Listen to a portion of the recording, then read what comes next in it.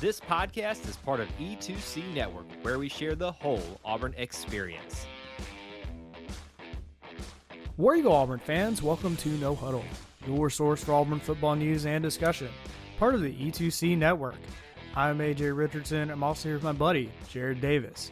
We fought, and we fought hard against the Georgia Bulldogs. My voice is still a little raspy because I was yelling at the TV screen. My family, a handful of them, ended up going to the game. They said the same thing. You could tell the environment was just amazing there. And that's really exciting. You could tell the fans were into it. The players were feeding off of that energy. And it should get you excited for what is to come, even this season, but then future. What does Auburn look like with a new batch of players, better talent, as we'll get more talent and future recruiting classes if Hugh Freeze stays the course, which looks like he will. But lots of good things to look forward to. Jared, did this really shock you? Because I feel like for a lot of fans, we had kind of just already put the nail in the coffin, said that game's over. We're going to lose. But here we are. We ended up only losing 20-27 to Georgia, and we were literally in that game for about 55, 57 minutes of that game, somewhere around there. That's crazy to me. That's a lot longer than I think any fan or definitely national media thought we would. Yeah, it was, I think, I don't know what I finally predicted. I think I'd said something around 21-10. So I had it, less than what Vegas had it at 14.5. I thought it was going to be on the scoreboard. You were going to be like, okay, that was not terrible. I think they've beaten us by 20 the last few games. Yep. I didn't truly think we would actually feel like we were in it most of the game. I just thought this ending score would be pretty good. I mean, they didn't take the lead until 57 minutes into the game. Yeah. They had been tied, right? But they had not had the lead until then. And that surprised me. Yeah. So, and when you look at our passing stats, there's always what ifs, right? And I mean, Georgia could say, what if we don't turn the ball over? We could say, what if we got that other third pick? But I mean, what if we could have just mustered up like 150 passing yards? I mean, if we pass for 150, if everything else stays the same, we win that ball game because you move the chains, you get more points. We got to find a way to get that passing game working, but it was pretty. I feel as good as I can feel about a Georgia loss. I mean, my brain tells me that I feel like we're headed in the right direction. My heart still hurts, though, because it was there for the taking. Yeah, I feel the same way. My head's saying it's all good. My heart, just because anytime you have the chance and you have a chance to beat the number one team, or any good football team for that matter, and you're less talented, and that gives you some hope. The hope then gets squashed a little bit when Georgia finally scores that last touchdown, and then Auburn throws an interception at the end, and that's all she wrote. But to get to that spot already is really impressive to me. Not only did Hugh Freeze and his coaching staff come up with a great game plan, but the players seemed to execute, and they played really, really well compared to what we've done in the past. Just look at the turnovers themselves. We did have one turnover. It was at the very end. I kind of threw that out. I mean, let's be honest. I think there were lots of passes that Peyton Thorne, if you go back and watch, hit his guy in the hands, should have been caught. And I'm going to put a little bit of blame on the wide receivers and not necessarily him for some of the passing woes. And then you kind of look at the other parts that we had been struggling with in games past, penalties. And penalties were only one for us. That was it. That was it, guys.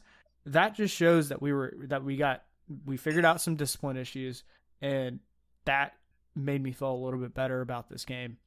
One other kind of just big picture thing, and I thought this was even bigger than some of this talk of like hanging in there with Georgia, which I think is obviously very important, was the future state of recruiting. Because Auburn had, I'd heard anywhere from like 70 to 200 different kind of recruits, basketball, football, other sports.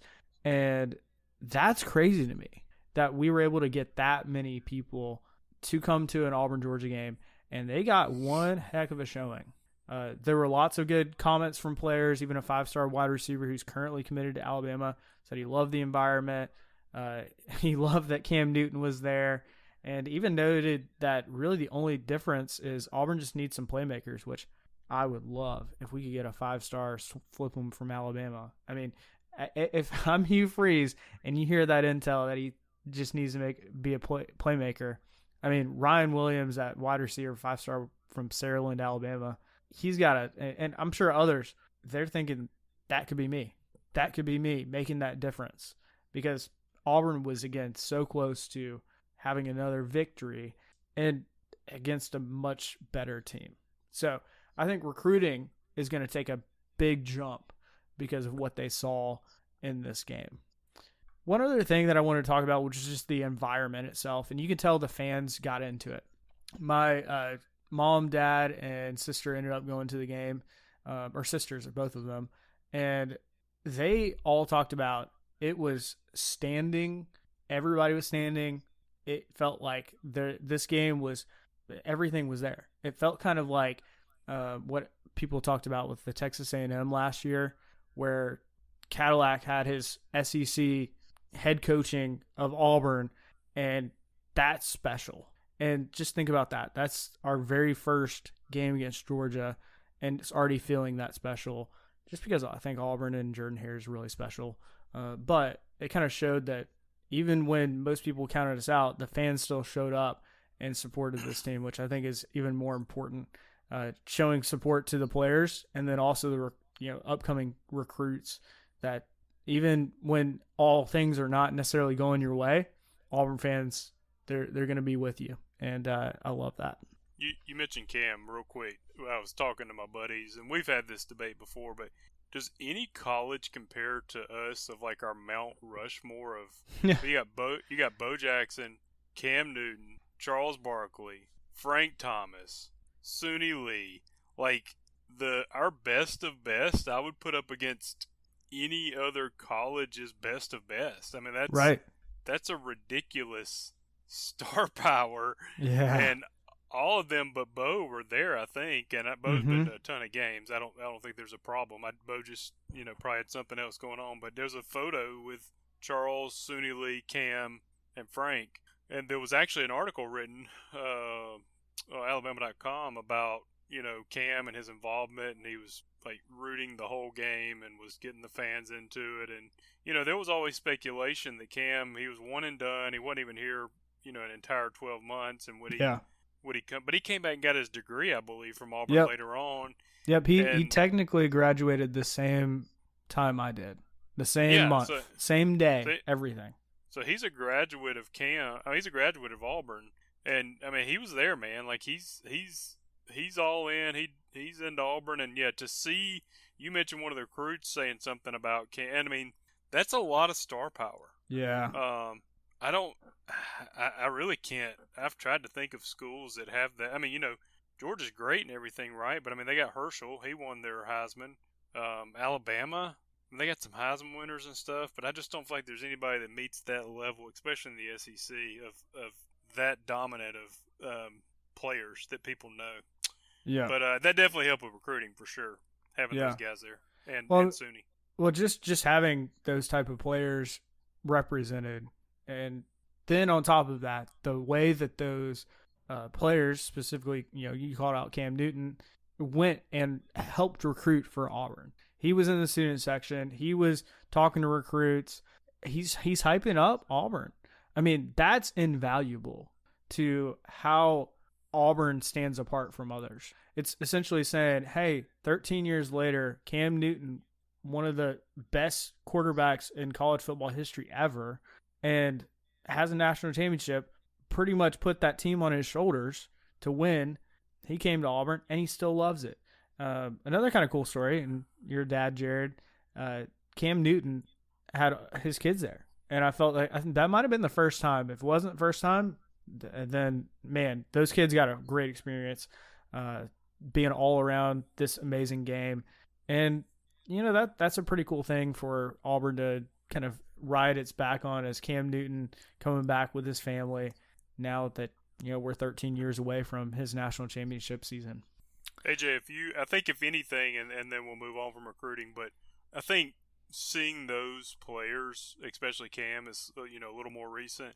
Like you can accomplish anything you want to accomplish at Auburn. You can win a championship. You can win a Heisman.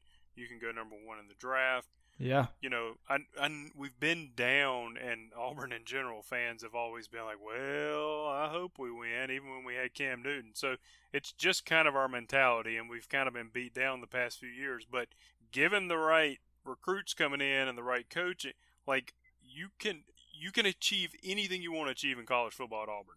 Yeah. And I think the recruits hearing that, I know that money plays an entirely different role nowadays, right? But they also want to go somewhere where they're like, okay, am I going to be seen? Am I going to be known about? Can I win Heisman's? Yes, absolutely. You can do that at Auburn. Yeah, absolutely.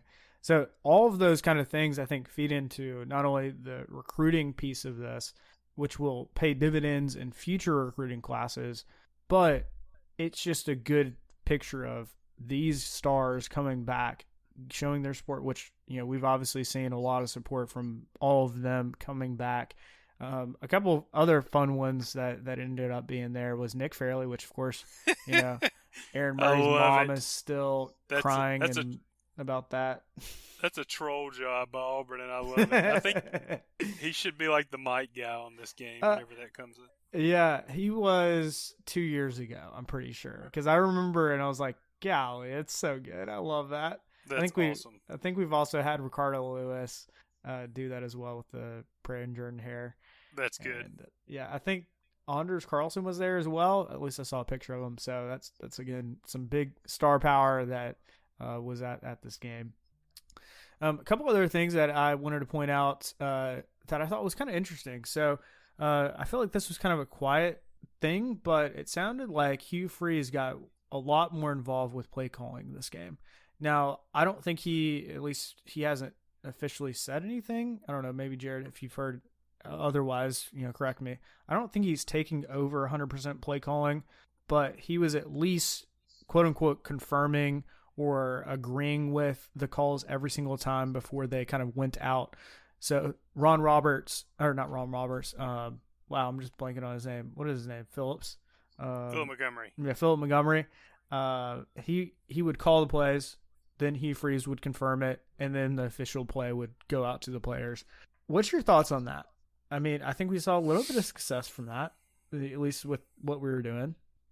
Yeah, I heard somebody talking I don't remember who they were, but they said they knew a lot about football, so they must have. But they basically were like, you can't scrap the whole playbook at this far in the season, right? Like, Hugh can't come in and start running his plays. So, but he can get more involved, and I think he has gotten more involved. I do find it a little interesting that he brings that up. I would probably rather him, I don't know, I feel like he's very direct. Like, he tells you what he thinks about his players, and he tells you what he thinks about play calling. I would probably like to see that be a little more reserved. Like the time he called the touchdown pass against Cal. I don't know. It's just me, but I'd rather it might be like, hey, we're all a part of the game plan, right? But he did say every call he confirmed. And what I think that probably means is that he has gone over Montgomery's playbook, and they have probably like bracketed plays that they think will work. Yeah. And then, Montgomery knows what Hugh wants to see, and so those are going through the headset, and Hugh has the ability to veto, but he probably didn't, So I feel like Hugh was probably just more involved in the game planning and like, hey, scrap these plays, keep these in, and then, he's obviously got the veto power at the end of the day. Right. And I think that showed some positive ways of going about this offense, because we've had some issues with Cal and then Texas A&M this season getting our offense going, and it seemed like we had better traction with this offense, especially when turnovers happened. So that's another big topic of we caused a couple really big turnovers. One was an interception, which led to points. There was another fumble, led to points, and you got to love that. I mean, one of the most encouraging things was right out of half, Auburn gets the ball back off of a turnover, and we immediately knew we're throwing Robbie Ashford out there, and we're going to run Red Zone Robbie out there and do his thing. And Red Zone Robbie got himself a touchdown. And I don't think Georgia was ready for that. Georgia thought, hey, we get the ball coming out of half. We're going to run the ball down, get a touchdown, and settle ourselves in. Nope. Auburn says, here you go. I love that. And I feel like that was a big positive in kind of the quarterback room and also coaching, just knowing when to put in Robbie. Because I still am a firm believer that Peyton Thorne is our number one quarterback right now. He can run the offense better than I think anybody in the quarterback room right now. But Robbie is too good. And everybody sees it to not have him on the field at some points. He's good enough to do it. He's got a touchdown against Georgia, which if you look back, not many offenses in the last 5 or 6 years can say that they've gotten a touchdown against Georgia. And we did it. We did it multiple times. And that was really encouraging. A few other kind of offensive notes I wanted to talk about. It seemed like we were committing a lot to the run, which, I mean, that's a strength of what we did. But we didn't completely abandon all the passing game. But we definitely said we're going to run the ball. And so we put the weight of the running game pretty much on Jarquez Hunter and Brian Batti's shoulders by themselves. And Jared, I mean, we were having a kind of a side conversation during this game. You're a big Brian Batti fan, right?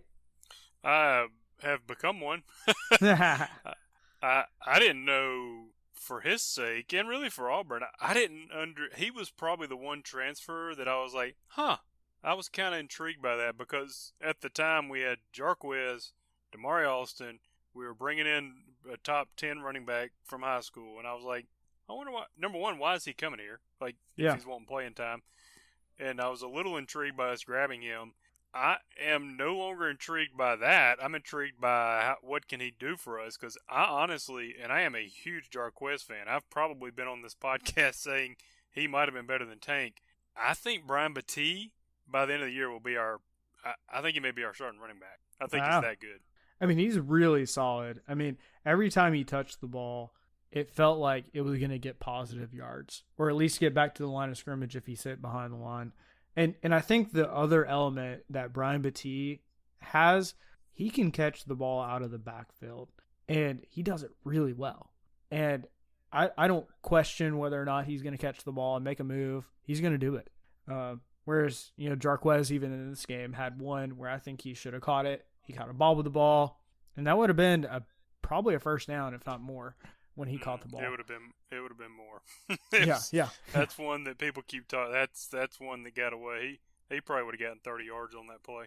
Yeah, and that's the part that I'm really excited about between Brian Batti and Jarquez, because I think Jarquez is still, at least at this point, the workhorse. He's got lots of reps, and rightly so. He knows what to do in big game situations. I think Brian Batti's still young.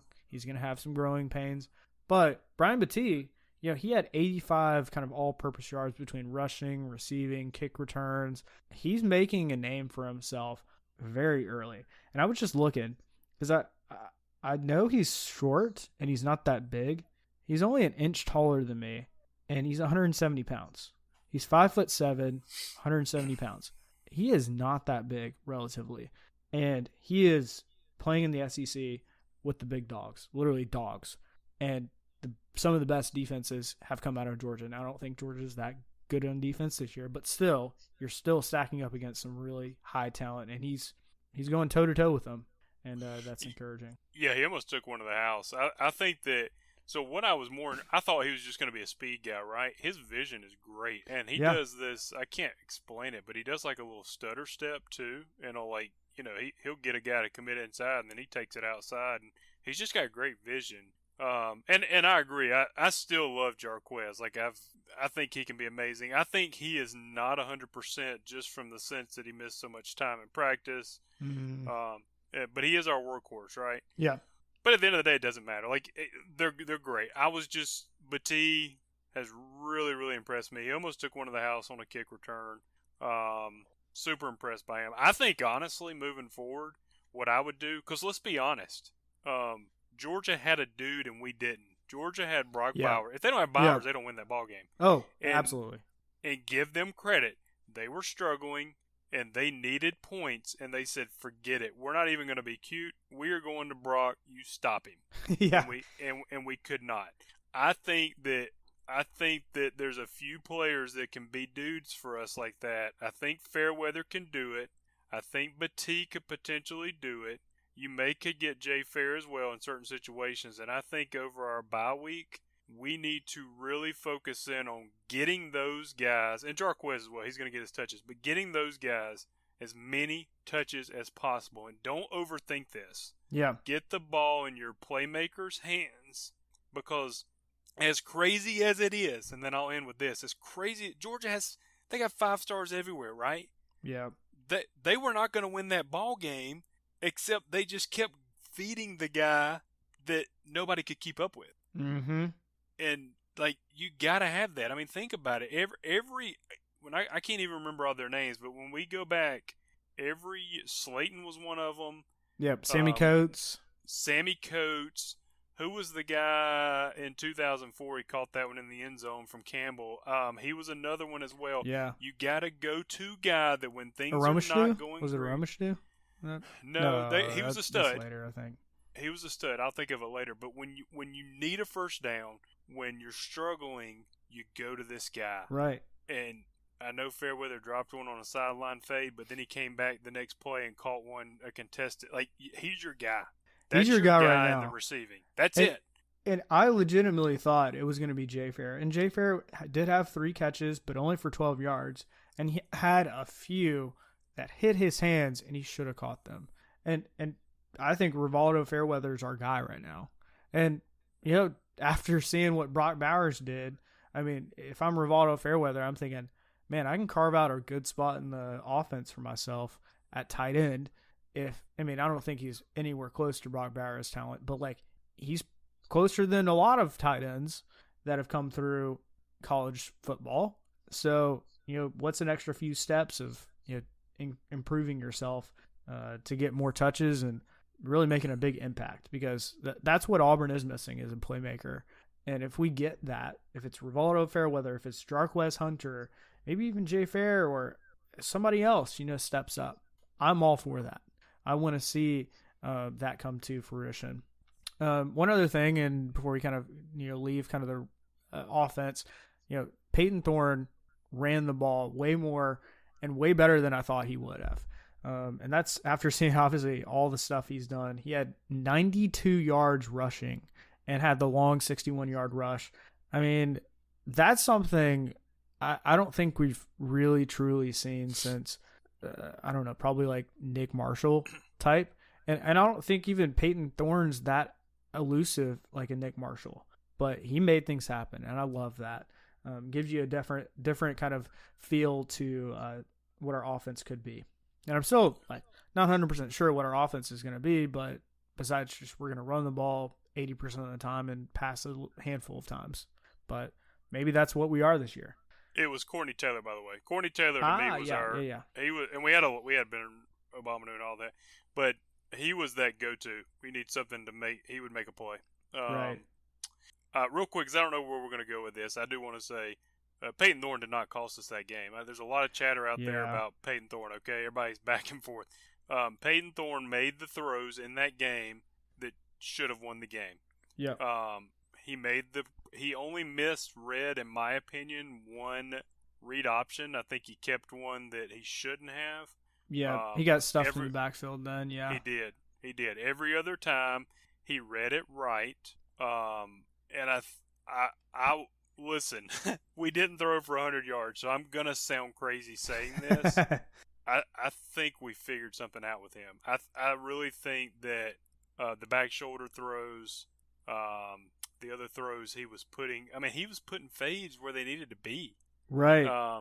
They just weren't making the play. So I think Thorne's going to be okay, and I was big time on moving on from him. So this is hard for me to say. I think we may be okay with him, man. More than okay with him.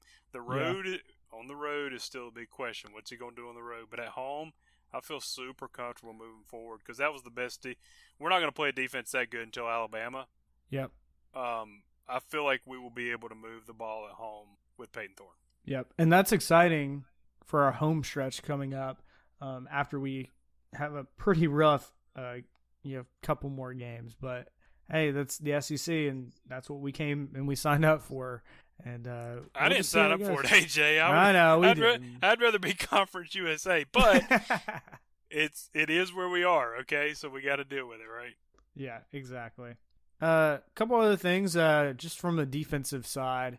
I was looking at kind of 3 storylines, and so I wanted to talk through these. And they were kind of all focused on what does Georgia do this game. So, number 1, Brock Bowers, which for 3 quarters, we pretty well contained him. He only had 66 receiving yards, which for him is next to nothing, especially when they didn't have – I guess they had McConkey at their wide receiver. But it was his first game back, and he was still obviously pretty rusty. And so besides that, Georgia didn't have a whole bunch of pass threats until the fourth quarter when they just kept going back to Brock Bowers and Brock Bowers and Brock Bowers. Was it when he started racking up those yards on us? The second kind of storyline I was looking at was Carson Beck, and this is what we talked about. This was his first SEC just first road game in general, but it was an SEC opponent, and I think we put him on his heels a lot more. Props to Carson Beck, but he came back from a lot, and being down by 10 points away is tough, and they kind of battled back, and I think that's partially because of Carson Beck, but then also Brock Bowers. Another kind of storyline was just McConkey coming back, and he was last year one of their best receivers besides Brock Bowers, and he had a decent game. I mean, he struggled a little bit, but that's he can build upon that. And then from like an Auburn perspective, on defense, obviously we wanted to shut down Brock Bowers, and we didn't do it as much as I was hoping. Obviously in the fourth quarter, it just felt like they just imposed their power and their will upon us, and that sucked because you kind of knew what was coming. But here we are, and we were that close. And I don't want to get too down upon that because every team's going to struggle with Brock Bowers. I mean, it doesn't matter. Brock Bowers is he's a day 1 NFL caliber guy. He's going to go high in the draft when he goes. He'll do a lot to just about any team. So I don't want to harp on that too much, but it was kind of frustrating that we couldn't adjust and just say we're committing to stopping Brock Bowers. Because if we did, I think you're in that game still, even more. Here's my complaint, and I'm going to throw in a offensive complaint on this as well, and then I'll be done. We don't have the guys to just go man to man. Okay, we needed to take back control in that fourth quarter, and I would have blitzed more. Yes, when you blitz more, you have a risk, right? But at least you gave it a try. You just don't have the guys to go 60 minutes with them, and you just have to assume if we let them control the tempo of this play, they're going to win more than they don't. Yep. I would have loved to just brought the house and make him make a play. Now, to Beck's credit, I think the most important play of that game was when we did bring the house in maybe the second quarter. He got leveled, but he got the throw off. Yep. And they caught it, and that led to their touchdown drive. If he does, that was third down. If that doesn't happen, they kick a field goal there, and I think I just think several things would have changed the momentum. I think that would have been tremendous. So he might have made the plays, but I'm like, listen, in a game like that, man, you're playing with house money. Bring the house. If they get it off, they get it off. Right. But if they don't, it could be really good for us. So that's the one thing. The other thing is I think we did that on offense. The one thing we're not seeing a lot of is what's the word I'm looking for here? It's more straight up football. We're not seeing a lot of creativity. It's more like, hey, we still are kind of acting like we have the guys to just beat you. I would like to see a little more creativity.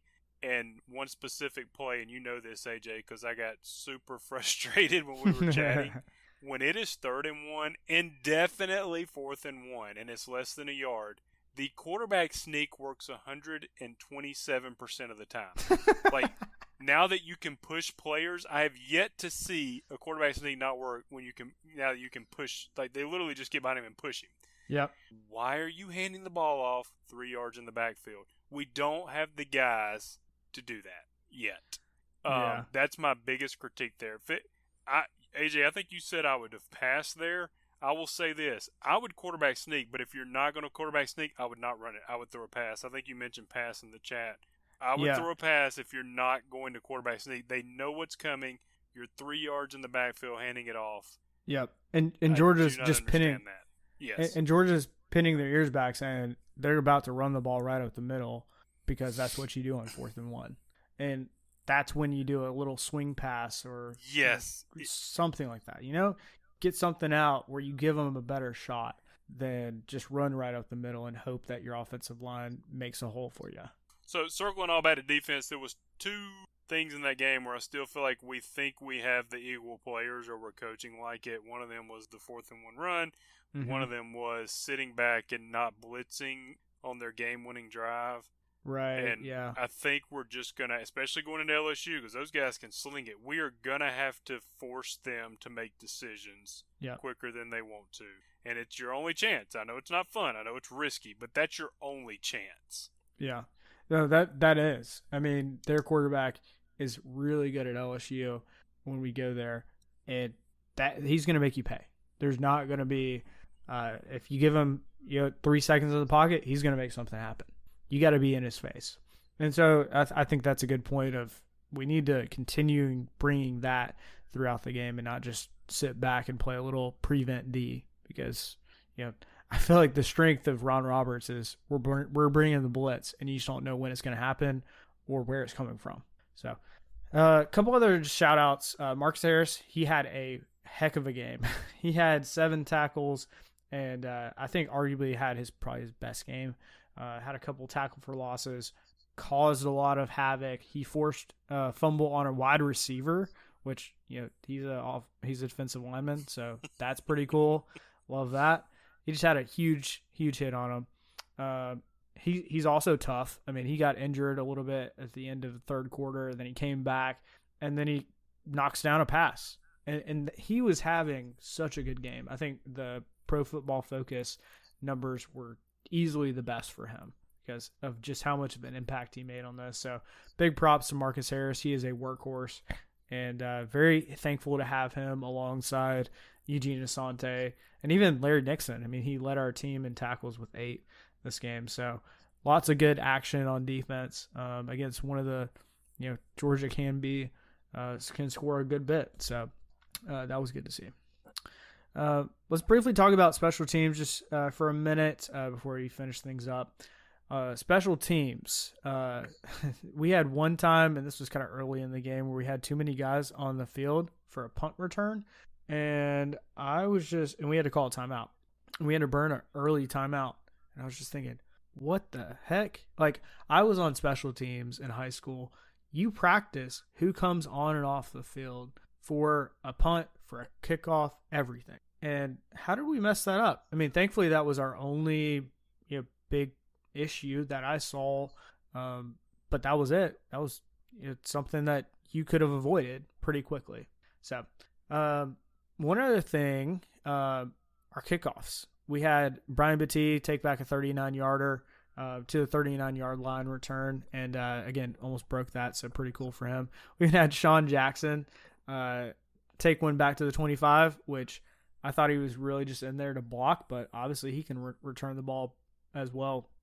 Maybe not as good as Brian Battie, but he can take it back if he needs to. It's pretty cool to see. And then we also had Oscar Chapman, the MVP. If there wasn't one on offense or defense, it's got to be Oscar Chapman. AJ, how did you talked special teams for 5 minutes before you got to Oscar, and that's your man. And that dude hit a 70-yard punt and a 60-yard punt.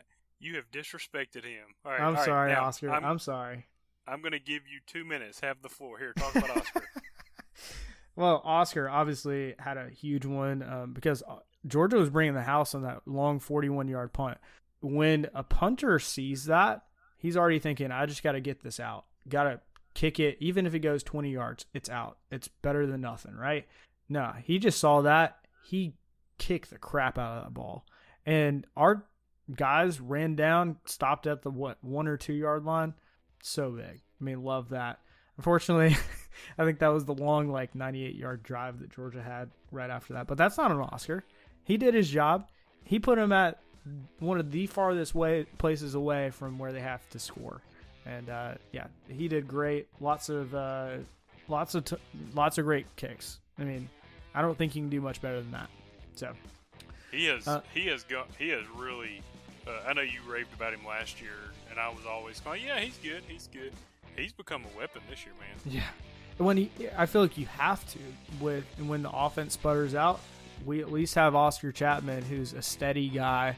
I mean, we even saw it against Texas A&M. A high punt or high snap over his head. Even Oscar doesn't panic and gets the punt away. I mean, not many punters do that. They just usually panic and they can barely even hold on to the ball and not even kick it. So I love that guy. Another guy that I love, Alex McPherson. He was 2 for 2 on field goals. He made a 27-yarder and a 43-yarder, so love that. Also made a couple extra points after we got touchdowns. So good showing for him. And I love watching our special teams. It feels like we've got a competent special teams, knock on some wood, because you never know what happens. But so far, we seem like we know what we're doing on special teams, and that can be sometimes a difference maker. So, Jared, before we get out of here, how can the people stay in touch with you? You can find me on Facebook under my name, Jared Davis. And you can find me on Twitter at AJAY, JAY_. It's always great to be an Auburn Tiger and War Eagle. War Eagle. Thank you for tuning in to today's episode on the E2C Network. On your way out, I want to remind you to stop by e2cnetwork.com. It's your one-stop shop for all our content across our podcast, YouTube channel, and much more. To stay up to date with us, make sure you're following social media accounts such as Facebook, Twitter, and Instagram. While our content here may always be Auburn sports heavy, if it's orange and blue, it's what we do. War Eagle.